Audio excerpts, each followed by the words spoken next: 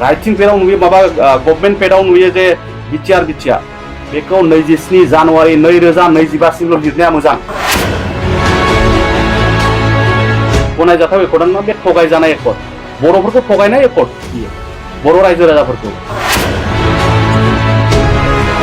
गावनि जिउ दान होनानै बलिदान होनानै मोननाय जि बिटिसि बेखौसो बासायनांगौनि गुबै सम फैबाय दिनै। खोनानानैबो खोनायाखै, नुनानैबो नुवाखै, नंगौआबो नङा, बेबायदि गोबां मानि थाखाय, अनलि मानि पावारनि थाखाय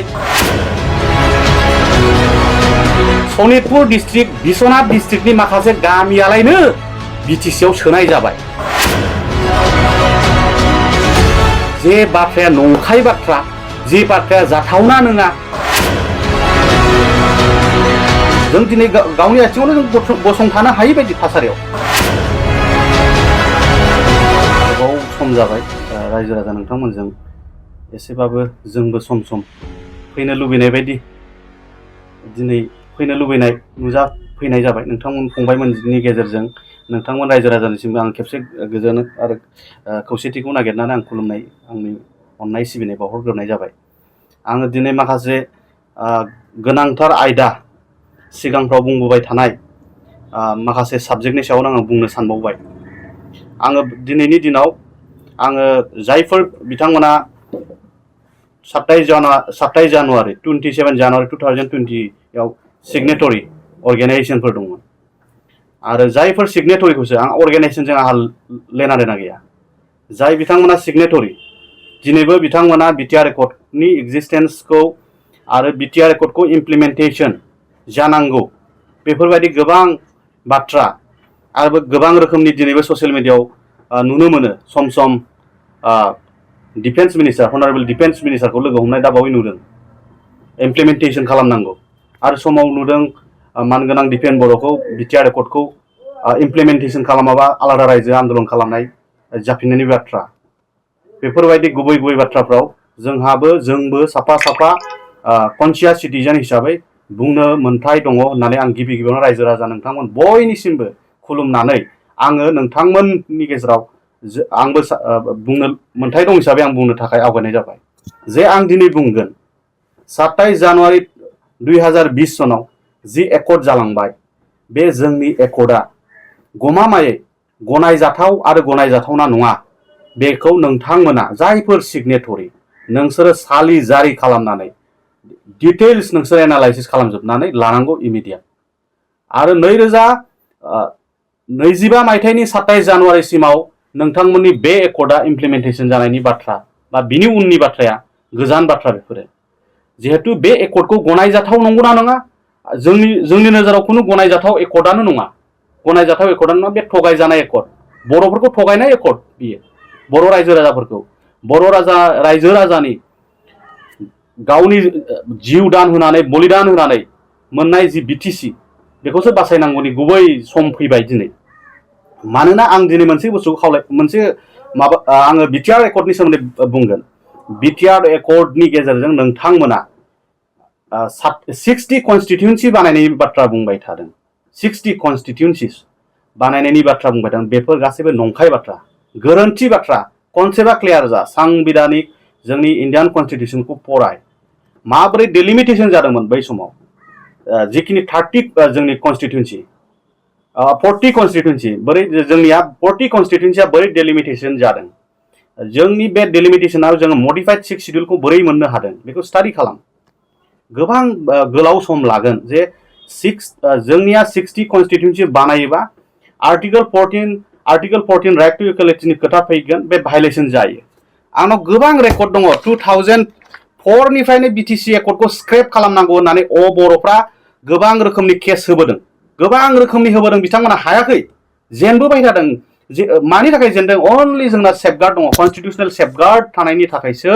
जोंनि 6 शिड्युलखौ रावबो जेबो खालामनो हायाखैमोन। नाथाय निजा बुबिया जोंनो जोंनि 6 शिड्युलखौ सिफायनायनि खामानिखौ 2020 मायथाइनि 27 जानुवारि नेक्स्ट एकर्डनिफ्रायनो बे खामानिया जाबाय थादों। इनडाइरेक्ट मेनारै जोंनि बिटिसि मोनखानाय 6 शिड्युलखौ जोंनि बिटिसिनि 6 शिड्युला सिफायनायनि माबोरै आं बेखौ बुंगोन। जे माबोरै होनाबा जोंना 40टा कनस्टिटिउन्सिनि गेजेराव जोंनि ट्राइबेल मेजरिटी कन्स्टिट्युएन्सिफ्रानो more than 40%ल'मोन माखासे कन्स्टिट्युएन्सि थेवबो STP रिजार्भ होदों जोंनो माखासेयाव 30%ल'मोन नैबे रिपर्टआव नायगोन Bodoland territorial council election rule 2004 दं जोंहा आरो नोंथांमोना बे डिलिमिटेशन जों प्रपार जानाय रुल लाबोनांगोन रुल लाबोनानै जोंनि ST रिजार्भआ इंटेक्ट थानांगोन ST 6 शेड्यूल कन्सेप्ट मथे आरो मोनसे बेनि थाखायनो आं खावलायगोन 27 जानुवारिसिम नोंथांमोना जि बिटिआर नाम लाबाय थायो राइटिं पेडआव नुयो माबा गभर्नमेन्ट पेडआव नुयो जे बिटिआर बेखौ 27 जानुवारि 2025 सिमल' लिरनाया मोजां आं खावलायो गुरै खावलायो मानो खावलायो नोंथांमोना बुजिनानै लानांगौ बेखौ आं खावलायदों 27 जानुवारि 2025 मायथाइसिम जोबथा जानांगौ बे बिटिआरखौ बिटिएडि खौ लिरफिननांगौ बेनो जोंनि गेजेट नटिफिकेशनाव दंखायो रोखा लिरनाय दङ बेखौ रिनेम खालामनांगौबा एमेन्डमेन्ट खालामग्रोनांगोन आरो आं मोनसे बाथ्राखौ खावलायगोन दिनै रायजो राजाफोरखौ जों साग्रिद जानांगोन बिथांमोनखौ मेगन नुहोथारनांगोन खोनानानैबो खोनायाखै नुनानैबो नुवाखै नंगौआबो नङा बेबायदि गोबां मानि थाखाय अनलि मानि पावारनि थाखाय जोंनो पजिशन एन्ड पावारनि थाखायल' जोङो गावनि फाइनान्सियेल बेनिफिटनि थाखायल' जोङो दा बे बाथ्राफोरखौ जोङो बुजिनानैबो बुजिनो रोङै जाफ्लानाय जेरै माबोरै बुजिनो रोङै जाफ्लाखो सनितपुर डिस्ट्रिक्ट बिश्वनाथ डिस्ट्रिक्टनि माखासे गामियालायनो बिटिसिआव सोनाय जाबाय जे बाथ्राया नंखाय बाथ्रा जे बाथ्राया जाथावना नङा नोंथांमोना गले गले रिक्वेस्ट खालामनायावसो गभर्नमेन्ट अफ आसामा नोंथांमोननिखौ नैबे गामिया हाबबाय नटिफिकेशननि गेजेरजों होलागासिनो दङ बेफोर बाथ्राया गनायजाथाव नङा टेक्निकेलि लिगेलि मानो गनायजाथाव नङा गंसे गामिया थाबाय हमना लादो गहपुर पुलिस स्टेशननि आन्डाराव मोनसे गामि मोनफ्रोमबो रेभिनिउ भिलेज माखासे फरेस्ट भिलेज थायो फरेस्ट भिलेज मेक्सिमाम फरेस्ट भिलेजखौ आं सोनाय नुदों रेभिनिउ भिलेजबो नंगौआ आरो कन्टिगुवास नांजाबनाय उदालगुरि डिस्ट्रिक्टजों नांजाबनाय जानांगोन माजबाटजों नांजाबनाय जानांगोन नांजाबनाय जाथारनांगोन मानि थाखाय 6 शेड्यूलआ खुनु धरननि 6 शेड्यूल इंडियन कन्स्टिट्यूशन 6 शेड्यूल प्रोविजनाव गैया जे बे रोखोमनि सेटेलाइट काउन्सिलनि बाथ्रा फैया सेटेलाइट काउन्सिल नामा जोंना सेटेलाइटथ' नङा आरोबाव मोनसे बाथ्रा गिदिरथार बाथ्राया जाहैबाय जोंना प्लेन मडिफाइड 6 शेड्यूल प्लेन एरियायाव जोंनि अनलि वान जोंनि स्क्वायर किलोमिटारखौ आं खोन्थानो जोंनि स्क्वायर किलोमिटारा जाहैबाय 8,970 स्क्वायर किलोमिटार जोंनिया बिटिसिनि बाउन्डारिया पपुलेशना मोर देन जोंना 35 लाखसो जाबाय दा पपुलेशना बाद बाकी जोंनि 6 शेड्यूलानो माने लार्जेस्ट माने पपुलेशन थानाय जोंनि बिटिसिआ बांसिन सुबुं अनजिमा थानाय जोंनि बिटिसिआनो बाद बाकी जिमान दङ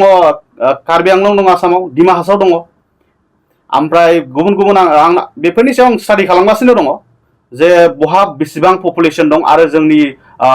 एसेम्ब्लिनि पावार फांसन बा एक्जिकिउटिभ पावार एन्ड फांसन बेखौ आं नायगासिनो दङ जे जोंनियानो साबसिन एसेम्ब्लियाबो जोंना मोर देन माने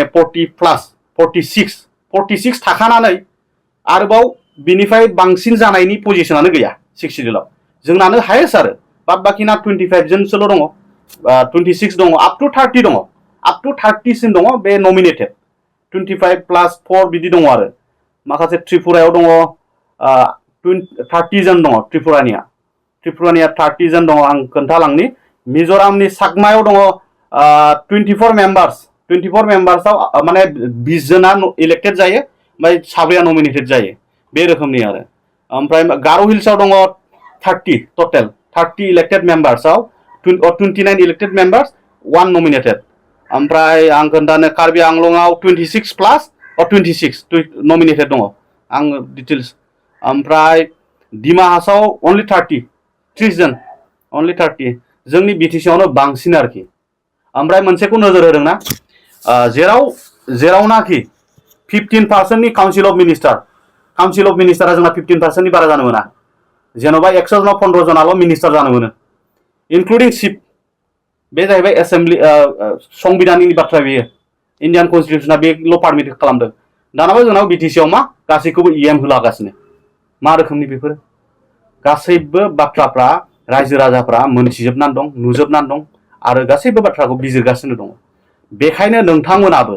नोंथांमोना रायजो राजाखौ खनले बे रोखोमनि फाव फान्दायनानै गावनि राजनैतिक मुलाम्फा नि थाखाय खामानि मावनायखौ दोनथ'नानै समाजनि माहारिनि जि जोंनि थामोनथा रैखाथिनि थाखाय जों आलादा रायजो डिमान्ड खालामदोंमोन आरो डिमान्ड खालामदोंमोन जोंनि जिउखौ जों बावदोंमोन जोङो